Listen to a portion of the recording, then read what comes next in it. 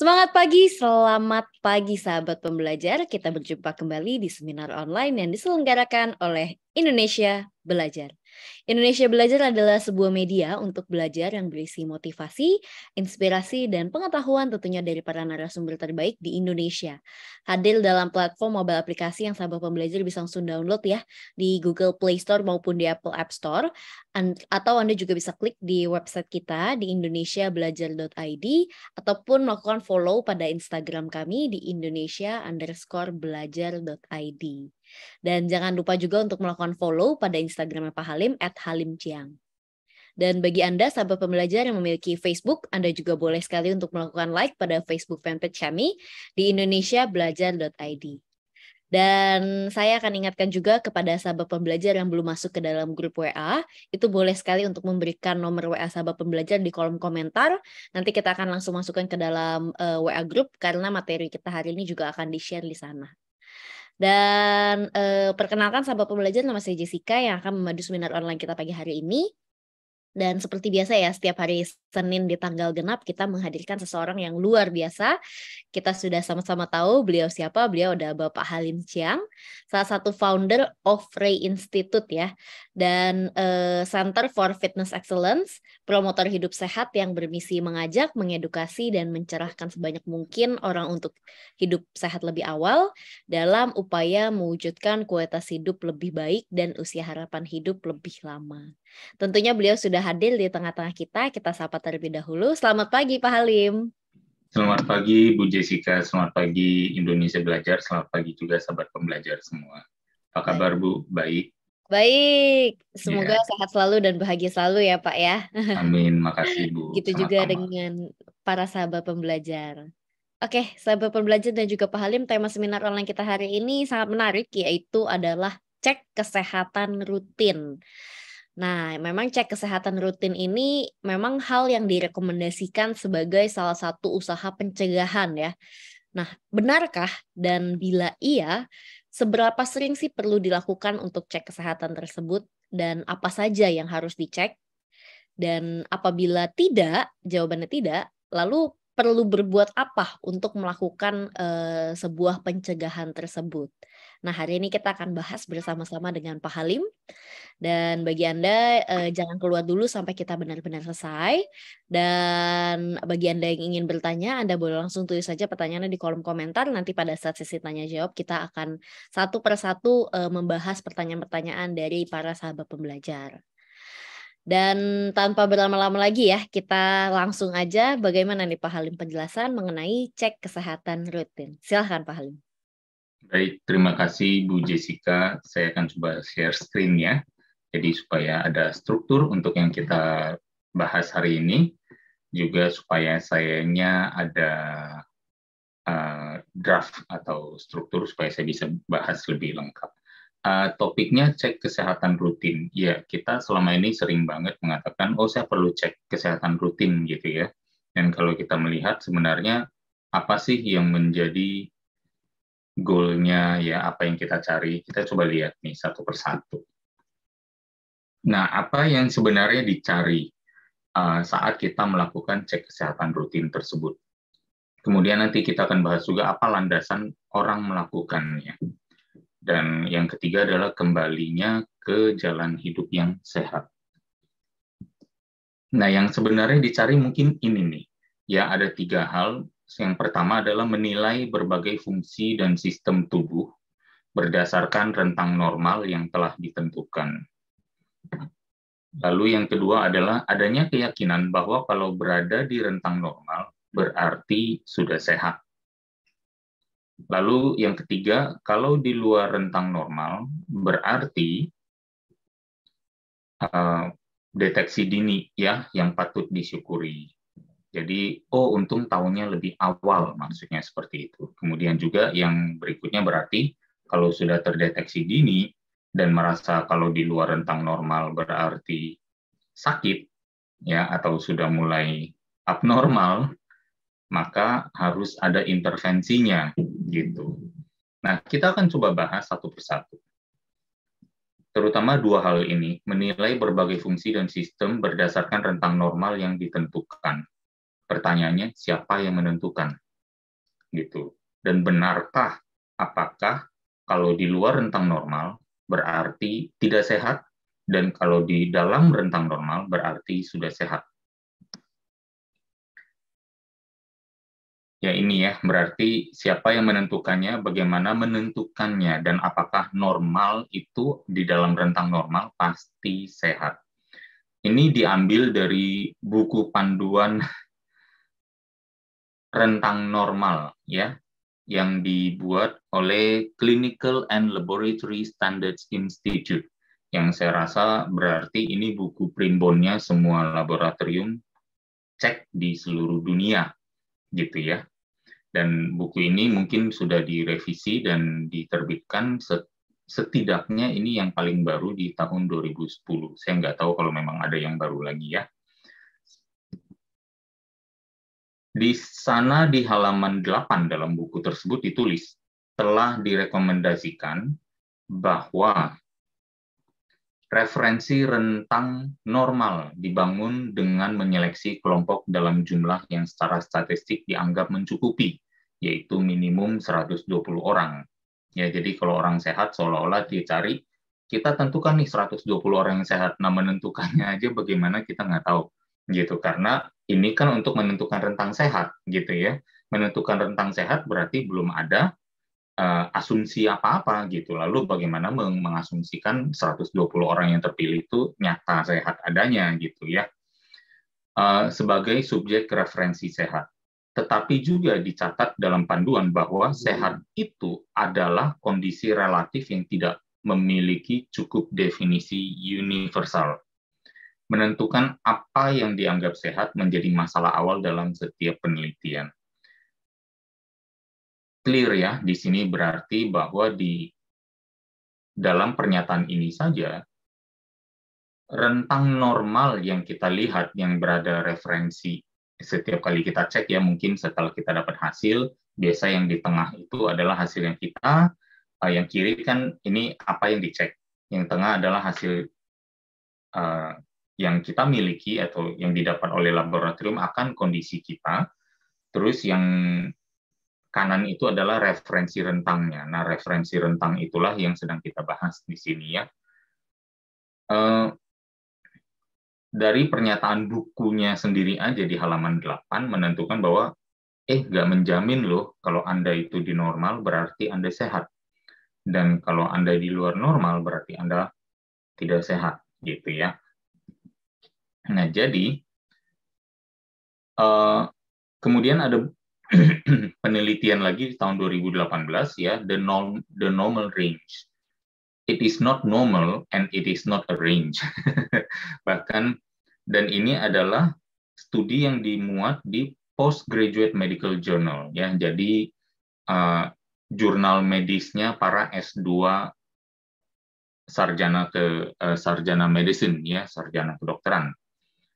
Di sana sangat jelas tertulis adalah salah untuk langsung berasumsi normal, berasumsi sehat ya kalau berada di dalam rentang normal. Ada salah untuk langsung berasumsi abnormal kalau hasil berada di luar rentang. Gitu. Jadi mungkin ini akan memberikan satu wake up call, satu pencerahan untuk atau persepsi baru untuk teman-teman semua bahwa jangan terlalu merasa bersalah kalau Anda berada di luar rentang normal. Dan it is not an all and be all, meskipun mungkin ya 90% dikatakan probabilitas akuratnya ada gitu ya. Tapi kembali lagi gitu, kita harus lebih objektif di sini untuk melihat sebenarnya kalau memang ini cek kesehatan rutin dan salah satunya di sini adalah berbagai menggunakan acuan referensi normal ini, rentang normal ini sebagai patokannya, kita perlu mengingat bahwa apa penyebabnya dan most likely ada di pola hidup dan bukan di genetik ya, bukan di keturunan gitu. Nanti saya jelaskan lebih banyak. Nah, di sini juga, sorry, mohon maaf, ini nggak naik-naik nih barnya, jadi ketutup tulisannya yang atas ini apa ya, jadi nggak kebaca. Jadi referensi rentang ya bertindak sebagai pembanding, bukan wasit penentu penyakit hadir atau tidak. Fluktuasi alami bisa saja terjadi. Ya, health, kesehatan adalah status yang relatif, bukan status yang absolut. Fluktuasi alami bisa saja terjadi dan mungkin terjadi secara daily, ya. Dan membandingkan hasil dengan referensi rentang harus diinformasikan kepada pasien atau kepada orang yang melakukan pengecekan. Nah, itu yang menjadi bahkan pesan utama dari penelitian tersebut, gitu ya. Jadi, again, kalau misalnya kita sudah sejauh ini ternyata menelaah atau masuk ke dalam, oh rentang normal ini ternyata kita baru tahu ya yang menentukan siapa, terus cara menentukannya bagaimana nih, milih 120 orang sehat dari mana, orang nggak ada ininya, hanya terlihat dari luar aja kelihatan sehat. Kemudian udah langsung dibilang, oke, Anda masuk dalam penelitian ini dan dianggap sehat, dan nanti hasilnya apapun yang Anda miliki, itu, dan kalau 120 orangnya lebih kurang dianggap sama hasilnya, maka itulah rentang yang nanti menjadi penentu nasib kesehatan seluruh dunia. Gitu ya. Unfortunately, yaitu masyarakat telah dibawa untuk mempercayainya, gitu ya, sehingga banyak sekali yang akhirnya masuk ke dalam, karena apalagi mempercayainya dengan sangat tinggi, maka banyak sekali sugesti yang muncul. Kalau dibilang kamu punya diabetes, kamu punya penyakit jantung, kamu punya tumor, ya, kamu punya macam-macam, gitu. Jadi, dan masuk lagi lebih jauh kita ke dalam alam yang namanya alam ketakutan, gitu. Karena nggak ada vonis yang diterima dengan senyuman, gitu ya, atau dengan hati riang, gitu. Terutama vonisnya adalah yang sakit. Jadi berhati-hatilah dengan sesuatu yang ternyata akurasinya, cara membangun referensinya, saya rasa juga merupakan sesuatu yang begitu cukup mengawang-awang, gitu ya, dan you all believe in that, gitu loh. Hati-hati di sana. Be careful what you believe in. Saya cuma mungkin mau bilang begitu. Saya nggak bilang ini salah ya, tapi saya mempresentasikan sesuatu yang menyatakan sehat itu kalau tidak ada referensi atau nilai statement absolutnya, maka kitalah yang mendefinisikan kesehatan kita, bukan referensi dari luar. Karena kitalah yang mengetahui selama ini kita ngapain dengan kebiasaan hidup kita. Saya rasa itu lebih powerful.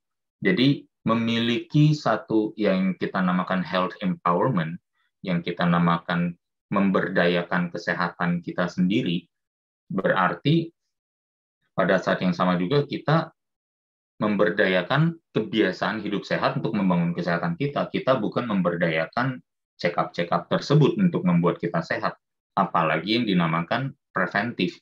Preventif di mananya, gitu. Nah, ini dia yang akhirnya membuat kita ke poin nomor 3. Kalau di luar rentang normal, berarti deteksi dini yang patut disyukuri dan harus ada intervensi. Saya akan coba challenge lagi teman-teman untuk berpikir sedikit lebih kritis. Ya. Ini, deteksi dini, gitu ya. Bila mengasumsikan dalam rentang normal sebagai sehat, apakah disertai dengan panduan? Kalau udah nih, kita mendapatkan ceritanya, kita mendapatkan hasil nih ya, kita datang tes, darah kita diambil, atau kita melakukan serangkaian tes juga di treadmill dan dipasang macam-macam gitu ya, atau bahkan diambil katakan dagingnya atau apanya, biopsi ya, dan semuanya sebagai negatif atau sehat atau dalam rentang normal. Apakah yang menyerahkan hasil tes itu?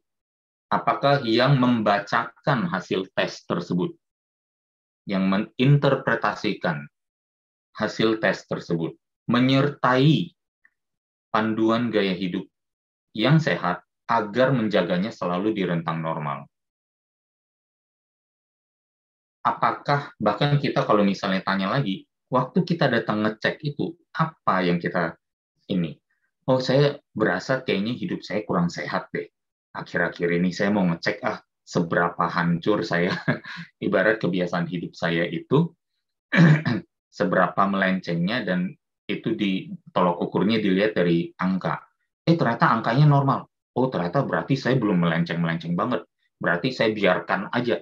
I think that's mostly the mentality. Mungkin mentalitas kita rata-rata di sana. Bahwa kalau saya masih normal, saya nggak perlu ngapa-ngapain, saya hajar terus aja, sampai tunggu nanti nggak normal baru saya bertindak. Iya apa iya?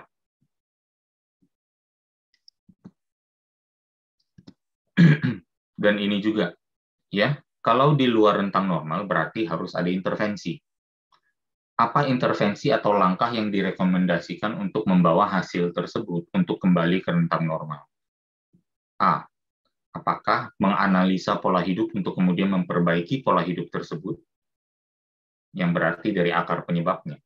Atau B. Diberi medikasi sambil diberitahu tidak bisa disembuhkan. Hanya bisa dijaga di rentang normal, tapi tergantung, karena menjaga dengan rentang normalnya tergantung pada medikasi seumur hidup ini untuk mengendalikannya. Dan akhirnya menggunakan istilah kontrol juga untuk selalu datang dan cek ulang untuk menentukan apakah perlu penyesuaian dosis ditambahkan atau dikurangi, ya, atau tidak, gitu. This is pretty much the flow for everyone. Ya, kita delve into latar belakang mengapa kita melakukannya, apa yang dicari, apakah referensinya tepat atau tidak. You be the judge. You be the judge. Saya hanya mempresentasikan nih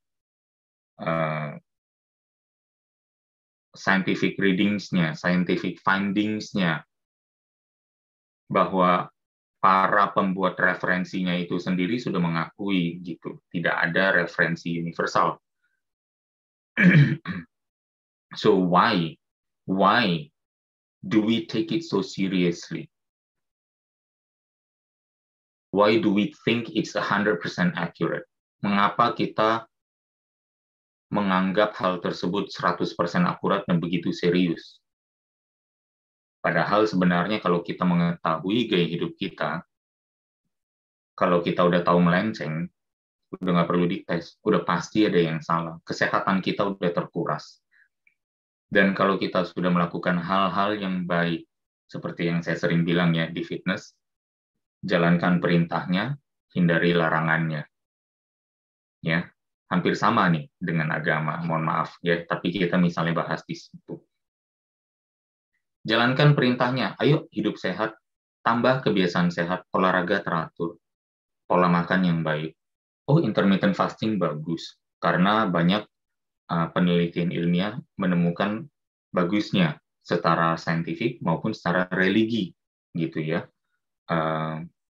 Yuk latihan beban, karena latihan beban bukti-bukti ilmiah kesehatannya sudah makin banyak, dan ternyata juga menguatkan jantung dan lain sebagainya. Kita sudah melakukan semua itu. Masih perlu cek jantung. Masih perlu cek pembuluh darah.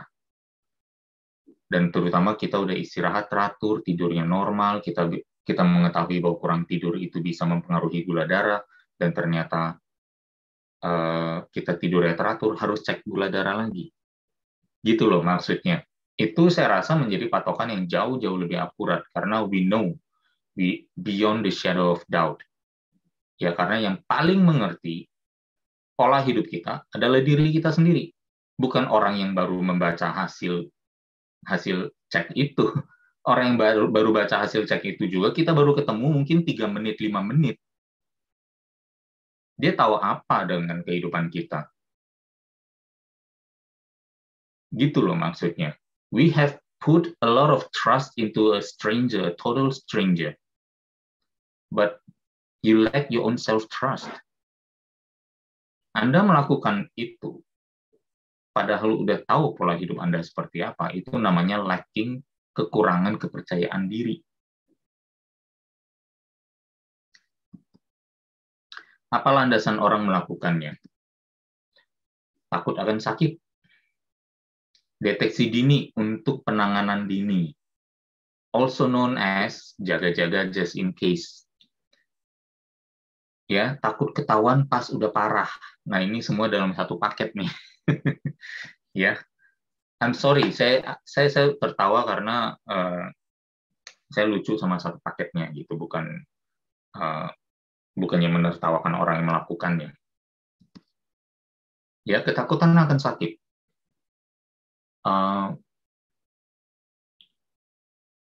Saya cuma mungkin perlu mengingatkan kembali bahwa ternyata 3 tahun yang lalu kita bertemu dengan situasi yang sama dan saya sudah ingatkan bahwa janganlah takut.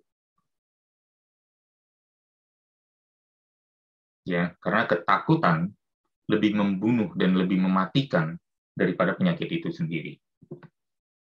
Makanya kita juga wajib untuk menanyakan apa modus orang yang menakut-nakuti kita. Ketakutan tidak menghentikan kematian. Ketakutan menghentikan kehidupan. Kekhawatiran tidak menghilangkan kesulitan hari esok. Kekhawatiran menghilangkan kedamaian hari ini. Ketakutan akan sakit. Apakah menyehatkan? Ketakutan akan sakit. Apakah menyehatkan? Ketakutan akan gelap. Apakah mencerahkan?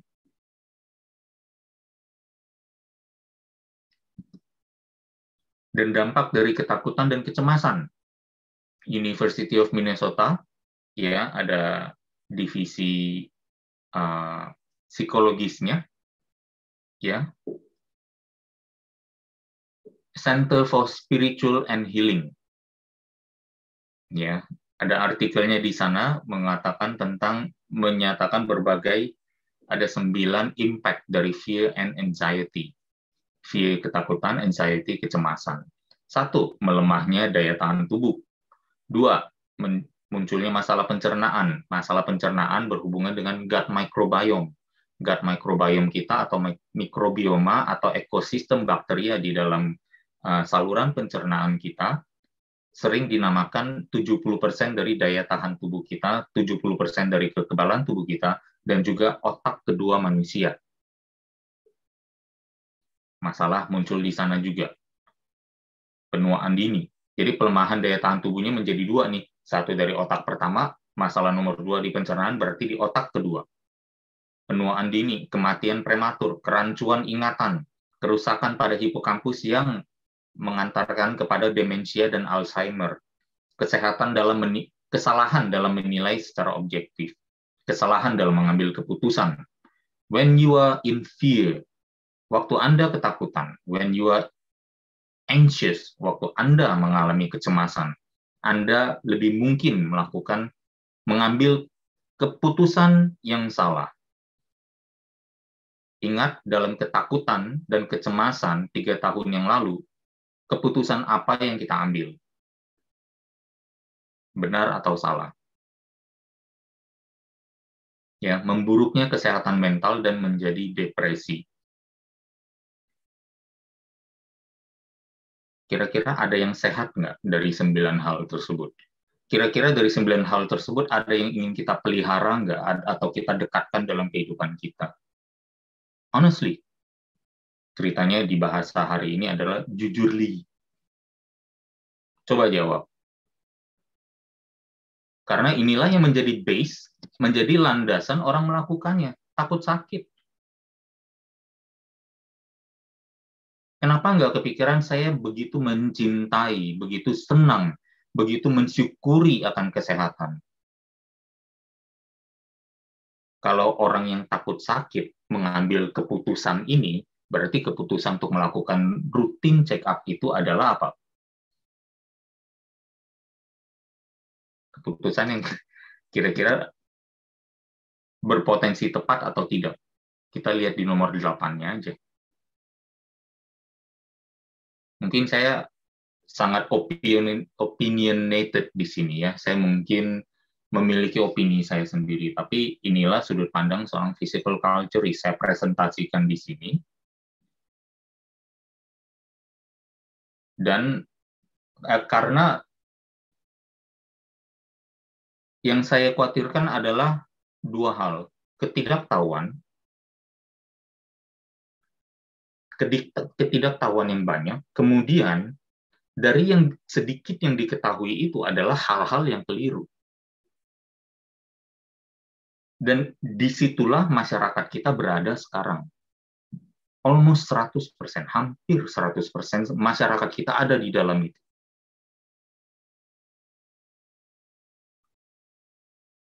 Bagaimana kita bisa ada health awakening? Kebangkitan kesehatan kalau kita semua terperangkap di sana. Dan kemudian dari satu hal yang kita ketahui itu, dari sedikit yang kita ketahui itu, di mana kita dibombardir oleh mainstream media, mainstream ideas, yang ternyata sudah direkayasa untuk menguntungkan pihak-pihak tertentu. Kita dipelihara ketakutan dan kecemasan itu supaya ada pihak yang beruntung.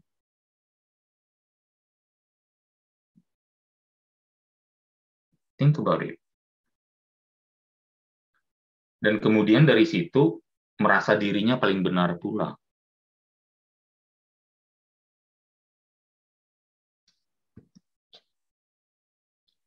Deteksi dini untuk penanganan dini, jaga-jaga just in case, takut ketahuan pas sudah parah.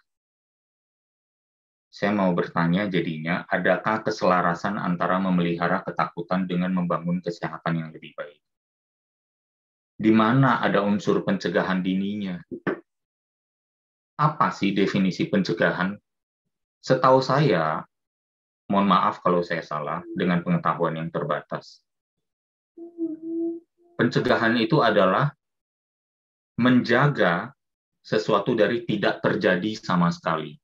Menjaga hal-hal yang tidak diinginkan tidak terjadi sama sekali.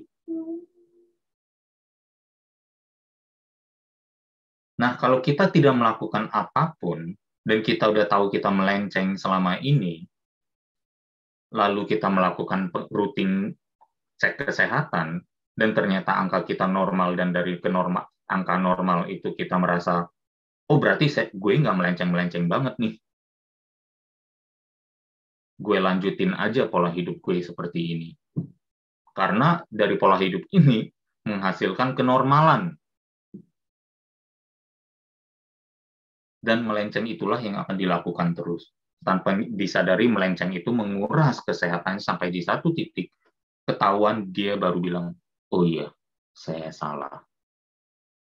Saat mengetahui itu, dia sudah merasa bersalah, dan dia sudah keburu takut. Lebih takut lagi karena sudah menerima vonis. When that happens, di mana mencegahnya? Tidak ada pencegahan dalam mengecek-ngecek begitu. Menurut saya, it's my opinion. Silakan kalau mau diterima atau tidak. Kembalilah ke jalan hidup yang sehat. Ini yang tadi saya bilang. Ya, kita tidak akan, kalau kita takut akan kegelapan, tidak akan membawa kita ke dalam terang dan pencerahan. Anda tidak akan pernah mendapatkan pencerahan, dalam hal ini kesehatan, dari menganalisa kegelapan, dalam hal ini kesakitan. Apalagi jika ternyata menurut informasi ilmiah yang ada dan disusun oleh para pakar dari bidang mereka sendiri, menggunakan referensi rentang, bukanlah cara yang pasti akurat untuk mencari vonis apa yang salah dengan tubuh kita. Bukanlah cara yang tepat juga. Ini ceritanya nih, teman-teman udah hobi banget rajin banget menganalisa kegelapan. Dan dalam kegelapan itu menggunakan patokan yang salah dong, yang tidak ada jaminan akuratnya dari para pakar. Wakwel, gitu istilahnya ya. Kalau suara-suara kartun ya, wakwel gitu ya. Kalau dalam menganalisa kegelapan saja kita menggunakan tolok ukur yang tidak ada jaminan ketepatannya, apakah menjadi kebiasaan yang baik untuk diteruskan? Let that sink in.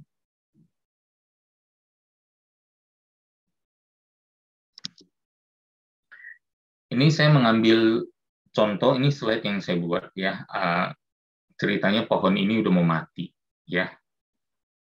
Ada penyakit yang dimana akar penyebabnya adalah beberapa hal tersebut di bawah. Kekurangan atau defisiensi, yang kedua adalah kelebihan sampai menjadi toksisitas atau keracunan, yang ketiga adalah physical trauma atau kecelakaan, yang keempat adalah stres pikiran, yang kelima adalah genetik. Secara statistik, mana yang paling besar? Menurut saya, yang empat yang warnanya berbeda itu. Itulah akarnya yang membuat si pohon ini nggak sehat. Ya. Dan ternyata keempat ini berbagi trait atau karakteristik yang sama, yaitu apa? Yaitu bisa dicegah. Bisa nggak kita mencegah stres dengan meningkatkan kemampuan kita mengendalikan atau menajamkan pikiran kita? Dengan melatih pikiran kita. Bisa. Nah, physical trauma, kecelakaan. Bisa nggak ceritanya kita cegah juga? Oke, ada beberapa yang mungkin kurang beruntung, sehingga akhirnya mungkin tertabrak meskipun sudah berhati-hati. Tapi di luar sana, kita melihat setiap hari, banyak kendaraan yang masuk ke jalanan,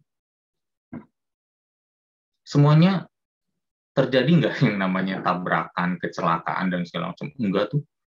Yang terjadi begini hanya sedikit. Bahkan di tengah-tengah kesemrawutan, di tengah-tengah ketidakpatuhan pada rambu dan peraturan dan etika, ternyata kecelakaan aja banyak tercegah. Dan sedikit statistiknya dibanding jumlah kendaraan yang numplek di jalan. Itu aja persentasenya kecil. Ya, kemudian kelebihan toksisitas atau kekurangan defisiensi. Ya, kekurangan biasanya pasti defisiensi bukan saja nutrisi, tapi olahraga atau kegiatan, terutama latihan beban yang selama ini banyak dihindari. Ini adalah akarnya. Genetic plays a role, yes, tapi sedikit sekali. Dan saya rasa justru cek kesehatan rutin ini penting bagi mereka yang memiliki kondisi genetik tersebut. Ya, jadi ada tempatnya, tapi untuk siapa? Itu salah satunya. Salah duanya adalah untuk orang yang selama ini masih di pola hidup yang kurang sehat, yang sudah ketemu masalah, tetapi memperbaiki dengan mengatasi 4 hal tersebut, karena menyadari bahwa kondisinya ditimbulkan oleh 4 hal yang bisa dicegah ini. Dan muncullah berbagai penyakit-penyakit ini, ya, disease, disabilities, and dysfunction.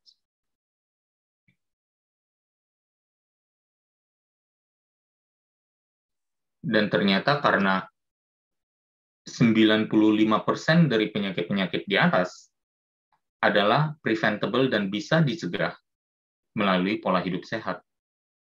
Maka mencegah adalah definisinya tadi, meniadakan risiko atau peluang untuk terjadi. Inilah pencegahan yang sesungguhnya. Pencegahan bukan deteksi awal.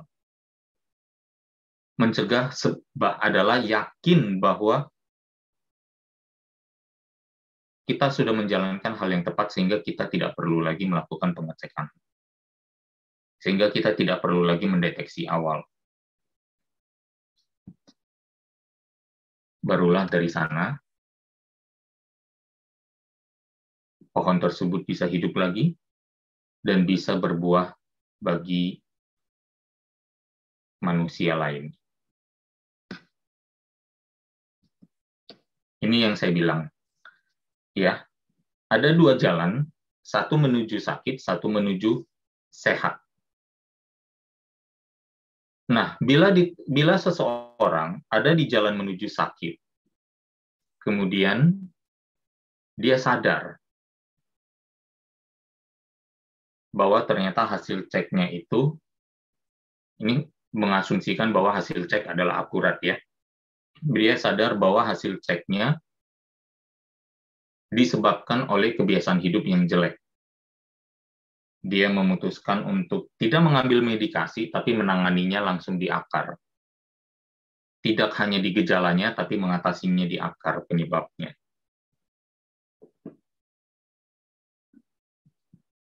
Dan disinilah salah dua tadi. Yang pertama adalah rutin cek untuk mereka yang memiliki kondisi genetik. Yes. Yang kedua adalah di sini. Bagi mereka yang dalam journey yang sudah menuju sehat, masih perlu pengecekan rutin untuk konfirmasi.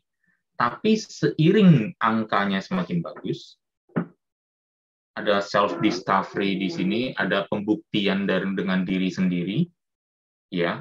Setelah menjalankan pola hidup sehat ini, oh ternyata angkanya jadi dari merah jadi hijau semua, jadi normal, masuk rentang normal. Kalau sudah masuk ke rentang normal semua, 2 kali, 3 kali cek, karena pola hidupnya sudah di-maintain, sudah solid, sudah cruise control misalnya istilah ininya, sudah cruising, sudah terbiasa dengan pola hidup sehat. Dan 2-3 kali pengecekan dan ternyata sudah bagus terus. Do you still need it untuk melakukan pengecekan rutin? Kembali lagi, menurut saya sudah tidak perlu. Ya, jadi cek rutin itu ya untuk 2 kelompok populasi yang tadi saya sebutkan.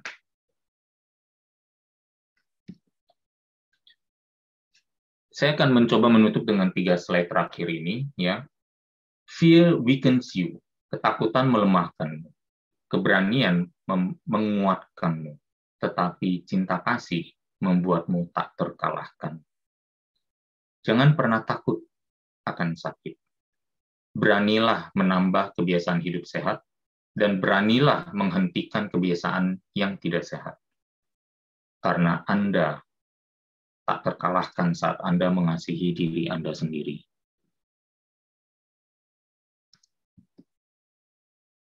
Rutin cek kesehatan sejatinya adalah rutin cek kesakitan. Rajin mencari apa yang salah dengan tubuh saya. Landasannya adalah ketakutan.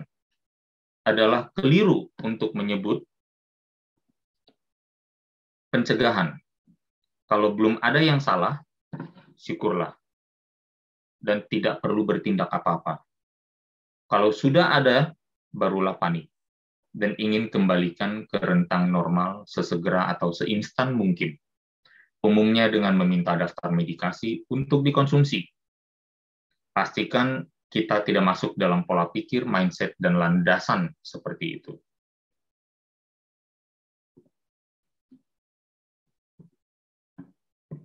Mensyukuri kesehatan adalah dengan proaktif menjaganya. Berhubung tidak ada di dunia ini yang permanen, menjaga kesehatan adalah dengan membawanya ke tingkat yang lebih baik. Penuh pemaknaan akan makna sehat bagi diri kita sendiri, penuh pertemanan hati dengan menjalankan pola hidup yang penuh rambu-rambu kebiasaan sehat. Mencegah perang terbaik adalah dengan mewujudkan perdamaian, kerukunan, dan keharmonisan. Pertahanan terbaik adalah menyerang. Demikianlah sebaiknya kita berpikir. Ini hopefully memang menjadi pola pikir seorang physical culturist. Demikian dari saya, mohon maaf apabila ada beberapa pernyataan saya yang memang kurang berkenan. Saya menyadari akan hal tersebut.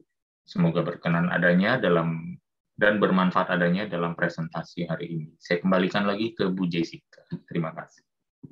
Terima kasih, luar biasa sekali Pak Halim. Semoga bermanfaat bagi kita semua yang ada di sini. Dan saya akan ingatkan juga kepada sahabat pembelajar ya untuk masuk ke dalam grup WA karena materi kita hari ini juga akan di-share di WA Group.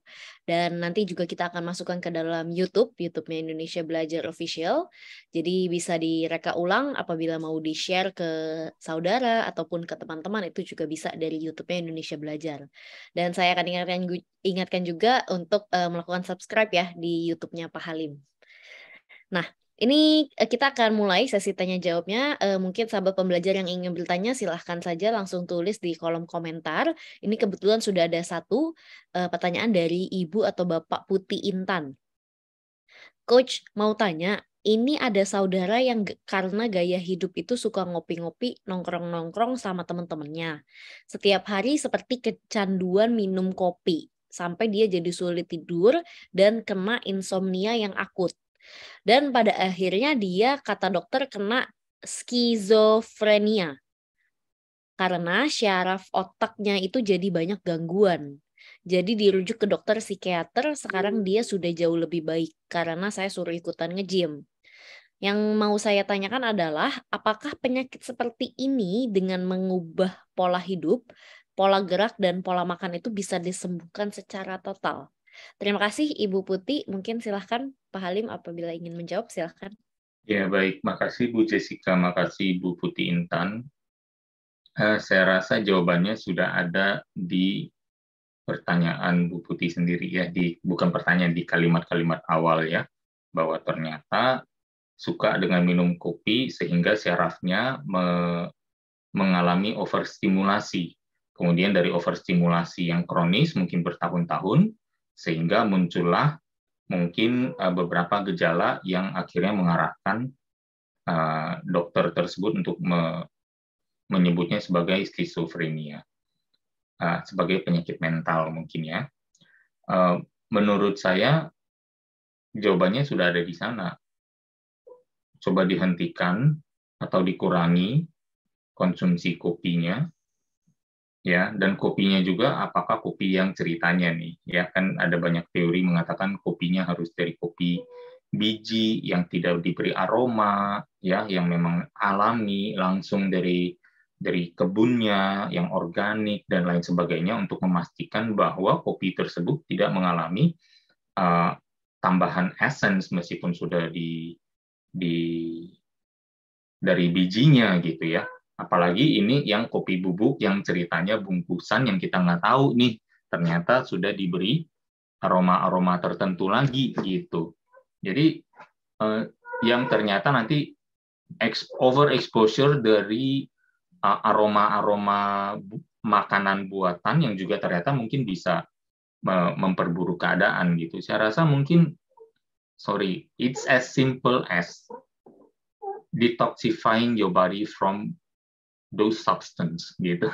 Mendetoksifikasi tubuh dari substance tersebut gitu. Jadi, dan membiasakan diri untuk tidak membutuhkan kopi untuk bisa yang namanya aktif. Nah, kalau ngobrol dengan teman dan banyak kopi, akhirnya menjadi satu pusaran kan, jadi nggak bisa tidur. Kalau nggak bisa tidur, maunya otaknya jalan terus, kemudian bertemu dengan kelompok orang yang juga sama-sama saling bergadang gitu kan, karena kopi juga merupakan stimulan yang bikin sulit tidur. Masalahnya bukan di sulit tidurnya, masalahnya bukan gara-gara sulit tidur akhirnya dia siangnya kok ngantuk ya, dia membutuhkan kopi lagi untuk nendang gitu, dan malamnya dia ketemu lagi dengan kelompok orang-orang yang seperti itu, yang again ya, you become the friends you get together with. Anda menjadi teman, Anda menjadi orang-orang yang sama dengan orang yang Anda paling sering berkumpul. Dengan siapa mereka, orang-orang tersebut? Yang bijakkah, yang memberikan penambahan kualitas kehidupan atau proses berpikirkah? Orang-orang seperti apa gitu? Akhirnya hal-hal tersebut menjadi satu pusaran aja, saya rasa. When you stop thinking about that dan mulai melihat dari akar masalah, Yang sebenarnya kalau tadi slide-nya berarti siapa saudaranya Bu Putih atau temannya nih, saudara ya. Yaitu karena toksisitas. Sesederhana itu.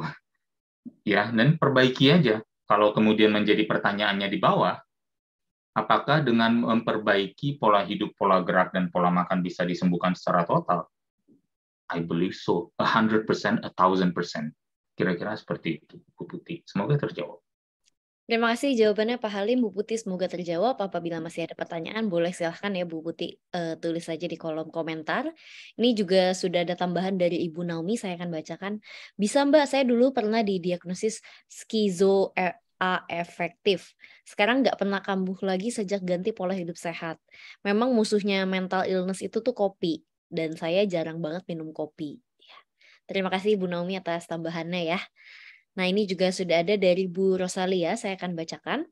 Terima kasih Coach Halim, bagaimana kalau penyakit mata, glukoma akut? Apakah harus ada diet makanan, pradiabetes, dan persiapan operasinya lancar? Terima kasih saran dan tipsnya Coach Halim. Terima kasih Bu Ya, Rosalia. terima kasih Bu Rosalia. Saya nggak tahu tentang kondisi glaukoma akut itu disebabkan oleh apa. Kita bisa menelisik ya, menelusuri seperti yang tadi saya sampaikan, apakah ada defisiensi tertentu, apakah ada toksisitas tertentu yang membuat seseorang menderita glaukoma. Kemudian apakah itu ternyata adalah dampak ujung dari ceritanya ini tadi, mungkin kondisi pradiabetes atau berpola makan dengan kadar gula yang tinggi dan hampir tidak pernah berolahraga untuk mengosongkan gulanya gitu, atau untuk meningkatkan sensitivitas insulinnya gitu. Jadi again, a whole lifestyle change is never a bad idea gitu. Jadi apapun treatment langkah selanjutnya yang secara medikal yang akan kita ambil, saya merasa pola hidup sehat tidak akan mengganggu, tidak akan menghambat. Jadi silakan aja diperbaiki ya diet pola makan yang menarik kembali pradiabetes menjadi tidak diabetes sama sekali gitu ya. Dan coba dilihat dulu dari sana apakah memang membaik kondisi matanya. Kalau kondisi matanya membaik ya udah mungkin bahkan operasinya juga tidak diperlukan gitu. Tetapi kalau memang ini kan apalagi namanya akut ya. Kalau akut itu sendiri by definition adalah baru terjadi, bukan kronik. Kronik itu menahun. Jadi who knows, there's a chance untuk kita reverse kondisi itu. Tapi kalau memang sudah mengganggu kualitas hidup dan pekerjaan dan produktivitas, ya saya rasa mungkin kombinasi keduanya, pola hidup sehat dan treatment yang perlu dijalankan. Tapi kembali lagi semua ke pasiennya. Ya, itu masukan saya aja atau pendapat atau opini dari saya. Jangan dijadikan sebagai opini medis karena saya bukan dokter. Siap. Terima Semoga kasih. terjawab Bu Rosalia. Ya. Ini Bu Rosalia ada menambahkan penyebabnya itu adalah syaraf mata, bukan gula. Terima kasih Coach. Diet saja dibatasi pola makan, harus turun tekanan glukoma tinggi 44. Siap. Baik. Baik, Bu Rosalia, semoga terjawab. Apabila masih ada pertanyaan, silahkan. Dan bagi yang lain, juga sahabat pembelajar yang lain, apabila masih ada pertanyaan, silahkan ya. Nah, Pak Halim kan seperti yang kita ketahui ya, bahwa kebiasaan-kebiasaan ini contohnya dari yang tadi pertanyaannya Bu Putih, bahwa kebiasaan-kebiasaan itu memang agak sulit untuk dirubah. Nah, misalnya minum kopi, apakah itu dia merokok ataupun apa, nah itu kan pasti sudah terbiasa orang-orang. Mungkin dari Pak Halim, apakah ada tips untuk orang-orang itu supaya lebih semangat lagi untuk merubah kebiasaan itu, Pak? Saya rasa kembali lagi kita cukup menanyakan ya. Ini sih sebenarnya menjadi klise banget gitu. Kita tanya sebenarnya apa sih yang dengan kesehatan itu, apa hal-hal berharga baginya yang bisa dia nikmati lebih lama. Misalnya, apakah menjadi sosok hero bagi anaknya penting? Apakah memiliki kesehatan yang baik itu sehingga anaknya bisa terlindungi dan terawat dengan baik, itu penting buat dia. Apakah dengan memiliki tubuh yang sehat sehingga dia bisa lebih produktif dalam bekerja dan lebih berkarir dengan baik sehingga bisa menyediakan kesejahteraan yang lebih baik untuk anaknya dan keluarganya atau pasangannya, apakah itu atau bahkan untuk memberikan hari tua yang lebih baik untuk orang tuanya dalam bentuk pengabdian dan bakti. Saya rasa kita balik lagi ke sana. If those things are important enough for you, kalau hal-hal tersebut adalah penting, kesehatan nggak ada tawar menawarnya, gitu loh. Jadi akhirnya karena kita memiliki why-nya, when we have the why, the how is easy. Akhirnya melakukannya menjadi gampang. Saya pernah ada 2 contoh. Satu, ada teman saya dulu di gym. Dia perokok. Ayahnya perokok. Yang kena kanker ibunya. Kankernya paru-paru. Apa reaksinya? Dia hari itu juga merokok rasanya nggak enak dan langsung berhenti. Dan dia karena merasa bersalah, asap rokoknya lah yang menyebabkan kanker paru-paru pada ibunya. Tapi apakah semua orang harus mengalami itu dulu? Too late dong. Ibunya keburu kena kanker. Bukannya berbakti malah ngasih racun, ngasih kanker ke mamanya. Dan saat itu baru mau berhenti. Dan saat itu tiba-tiba rokoknya rasanya nggak enak. Sebelumnya rokoknya enak bener. Balik lagi, terakhirnya apa? Dia baru sadar bahwa mengetahui ibunya sehat, mengetahui dirinya tidak memberikan racun kepada ibunya, itu jauh lebih nikmat daripada rokok apapun. Dan dari sana dia berhenti. Dan ada satu contoh lagi, teman saya, ayahnya masih sangat muda, tapi dia harus merawatnya di rumah sakit. Dan akhirnya ayahnya nggak tertolong dan meninggal. Dia yang dia ada di rumah sakit itu sebulan juga untuk tidur di rumah sakit untuk merawat atau jaga ayahnya yang rawat inap. Dan rasanya nggak enak banget. 1 bulan itu adalah 1 bulan yang paling neraka dalam hidupnya. Dia cuma berpikir, oh saya punya anak cewek. Saya nggak mau anak saya mengalami hal yang saya lalui ini.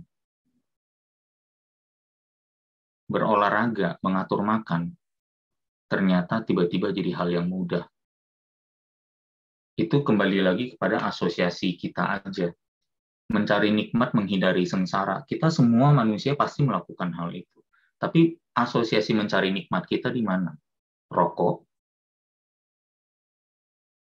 Atau melihat ibu kita sehat? Atau tidak pernah mendengar kabar ibu kita kena kanker paru-paru gara-gara asap rokok kita? Mana yang lebih nikmat? Mana yang lebih nikmat? Nikmatnya sehat? Nikmatnya tidak perlu khawatir akan sakit? Atau nikmatnya kebiasaan hidup yang tidak sehat yang selalu mau dipelihara dan dibela-bela dan dilindungi? Terakhirnya ke sana. Jadi kita jangan salah kaprah aja di mencari nikmat dan menghindari sengsara, dan we should be fine kalau kita benar-benar benar-benar memiliki budi pekerti untuk follow through. Saya rasa di sana kuncinya, Bu Jessica. Terima kasih atas jawabannya Pak Halim, luar biasa sekali dan terjawab.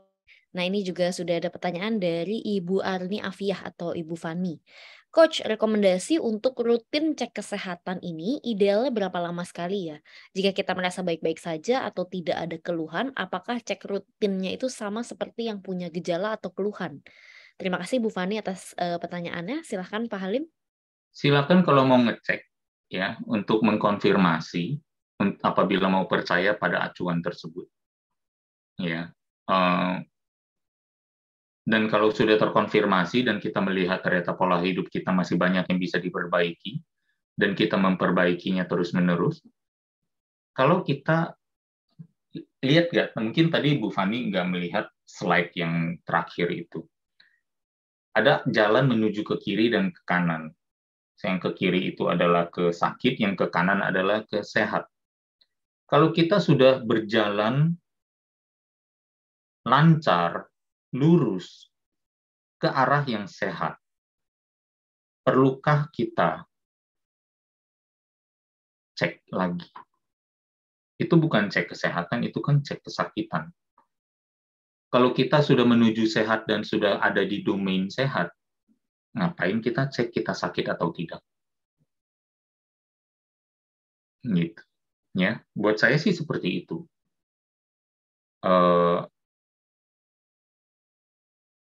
Saya rasa ini menjadi mungkin satu hal yang mungkin kalau misalnya ada kekhawatiran, misalnya kan banyak coach, kalau ada yang merasa fine-fine aja, tiba-tiba pas check up ternyata dia punya ini, punya itu yang sebenarnya mengerikan sekali. Well, let me tell you, justru gara-gara cek, jadi tahu, hidupnya jadi pendek, akhirnya meninggal. Bisa nggak kita pikirkan satu skenario lagi? Kalau dia baik-baik saja dan dia tidak pernah mengecek, dia tidak akan pernah takut dan hidupnya bisa lebih panjang dan dia ternyata baik-baik saja sampai tua.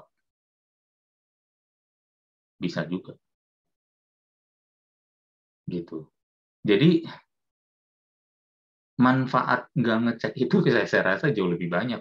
Gitu ya. Terutama balik lagi, landasan mengeceknya apa? Landasan tidak mengeceknya apa? Landasan saya tidak ngecek itu juga kuat. Yaitu saya sudah mengetahui pola perilaku saya sudah mengetahui ulah saya perilaku sehari-hari, dan saya yakin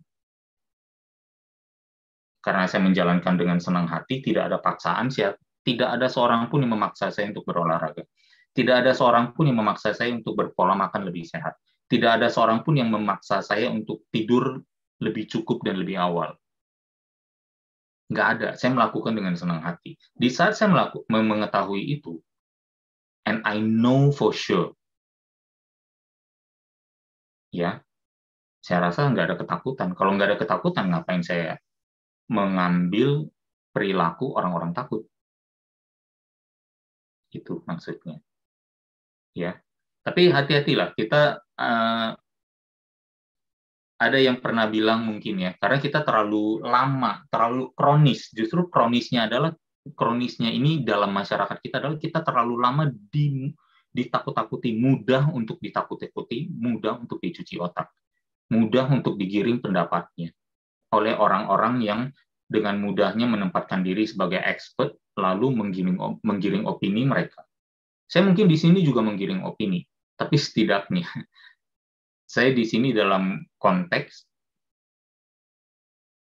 ingat loh, saya nggak dapat apa-apa dari sini. Saya nggak ada profit apapun. Gitu. Untuk menyehatkan atau membawa atau menumbuhkan pola pikir baru yang lebih menguatkan hati itu, saya nggak dapat apa-apa dari sini.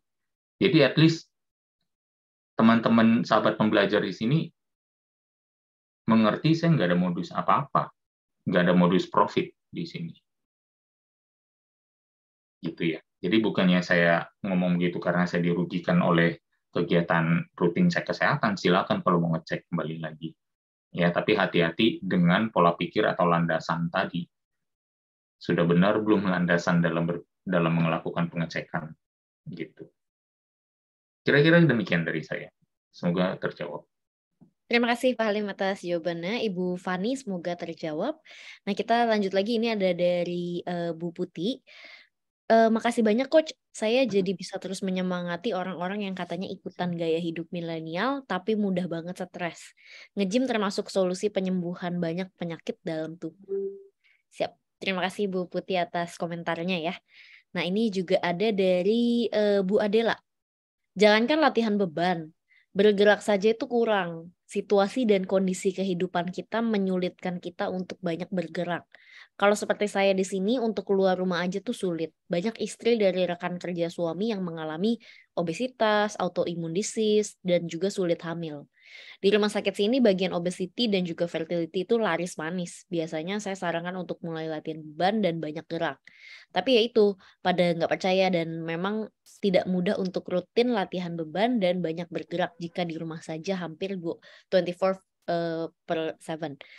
Mirip-mirip zaman pandemi dulu kalau di Indo ya, tapi kalau mengalami sampai sekarang. Tapi kami mengalami sampai sekarang. Oke, terima kasih Bu Adela atas komentarnya. Mungkin dari Pak Halim, apakah ada tambahan dari Bu Adela ini? Iya, makasih Bu Adela. Ya, mungkin kondisi di negara tempat Bu Adela berada ya, kalau nggak salah di Arab Saudi ya. Jadi mungkin agak lebih terbatas lagi, terutama mungkin bagi kaum wanita gitu ya. Iya, memang selalu menjadi kadang ya kalau ada kasus misalnya seorang ibu-ibu gitu fitness kemudian sejak remaja sejak remaja menstruasinya nggak pernah tepat, selalu telat atau selalu terlalu awal, berminggu-minggu, dan sulit baginya untuk menebak kapan dia masa subur waktu dia berumah tangga untuk bisa punya anak gitu. Dan itu beliau alami selama 20-an tahun. Sejak mulai menstruasi pertama kali katakan di umur 13, 14 atau 12 tahun. Setelah ikut fitness, waktu itu saya masih punya acara radio show dulu di Smart FM yang namanya Smart Health, mengikuti masukan dari saya, menjalankannya selama 2 bulan aja, atau 2-3 bulan, menstruasinya lancar langsung. Gitu. Tapi nggak ada yang percaya, karena orang merasa itu hanya satu kasus seorang aja, padahal enggak. Siapapun yang melakukannya, pasti akan normal. Kegiatan hidup sehat membawa tubuh kita ke state normal yang sebenarnya. Gitu loh. Jadi saya rasa kenapa nggak dicoba gitu. Ya begitulah, banyak yang merasa bahwa kondisi mereka itu muncul adalah pemberian gitu. Jadi seolah-olah mereka nggak pernah salah. Makanya banyak banget yang selalu bilang, saya salah apa ya sampai saya diberi ini. Gitu. Ada seorang bapak aja gitu ya, dia kena stroke, padahal dari merokok ya puluhan tahun, dia masih bilang lagi, saya salah apa sama Tuhan sampai saya diberi ini. Lah sampean merokok puluhan tahun, nggak sadar, gitu ya. Jadi that is the kind of darkness. I think that is the kind of blindness society, masyarakat kita sedang berada di dalamnya.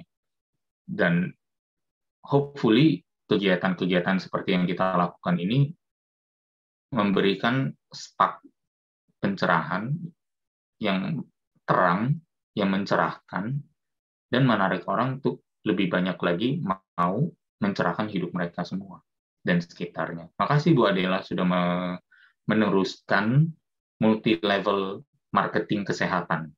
Ya, nanti profitnya pahalanya dibayar oleh Tuhan. Terima kasih Pak Halim dan juga terima kasih juga Bu Adela. Nah, bagi sahabat pembelajar yang masih ingin bertanya, mungkin silahkan tulis saja di kolom komentar. Apabila tidak ada, nah ini juga sudah di komentar lagi dari Bu Adela. Amin Coach, hahaha. Dan ini juga ada dari Bu Arni. Terima kasih Coach, terima kasih kembali Bu Arni. Baik, bagi sahabat pembelajar yang masih ingin bertanya silahkan. Tapi apabila sudah tidak ada pertanyaan, mungkin ini sudah saatnya untuk kita tutup karena sudah jam 11 lewat. Mungkin sebelum saya benar-benar tutup, saya akan memberikan suatu kesempatan untuk Pak Halim untuk memberikan sebuah closing statement. Silakan Pak Halim. Baik, terima kasih Bu Jessica, terima kasih Indonesia Belajar untuk platform yang telah disediakan ya.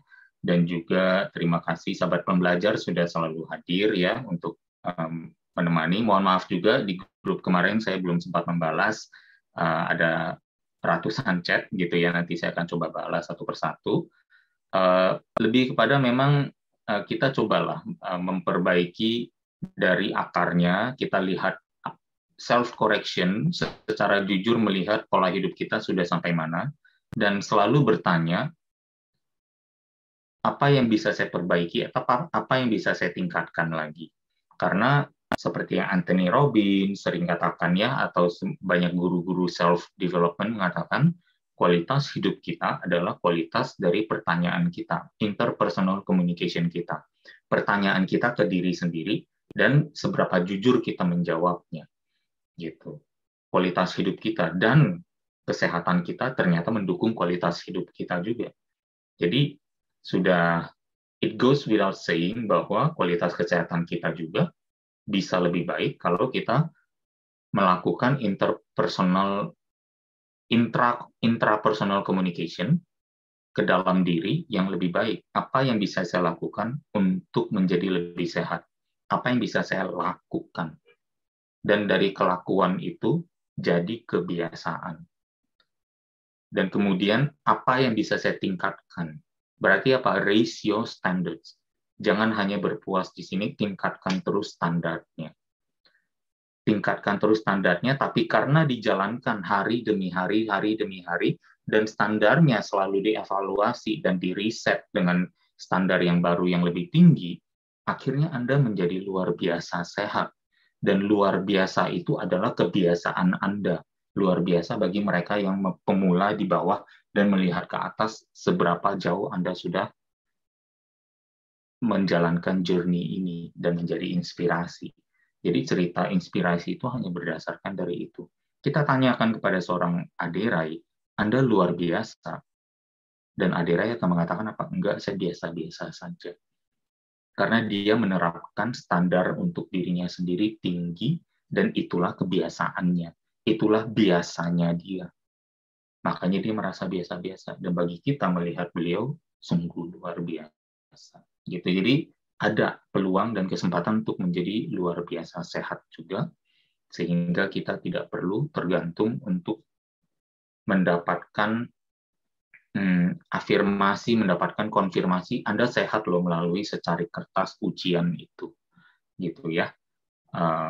Kira-kira mungkin seperti itu. Semoga bisa dimengerti dan semoga bermanfaat adanya. Terima kasih sekali lagi. Terima kasih Pak Halim, luar biasa sekali. Semoga bermanfaat bagi kita semua yang ada di sini. Saya ucapkan juga terima kasih kepada sahabat pembelajar karena telah hadir di tengah-tengah kita. Jangan lupa nanti 2 minggu lagi kita akan bertemu dengan Pak Halim, tentunya dengan tema yang lebih luar biasa lagi dari hari ini, tidak kalah menarik ya dari hari ini. Dan saya ucapkan terima kasih sebanyak-banyaknya, semoga bermanfaat. Dan kita akan berjumpa lagi di 2 minggu berikutnya. Jangan lupa juga untuk memberikan nomor WA sahabat pembelajar untuk kita masukkan ke dalam WA Group, karena materi kita hari ini juga akan di-share di dalam grup tersebut. Terima kasih, luar biasa sekali. Semoga sehat selalu. Saya Jessica dan juga tim Indonesia Belajar mohon undur diri dan sampai jumpa.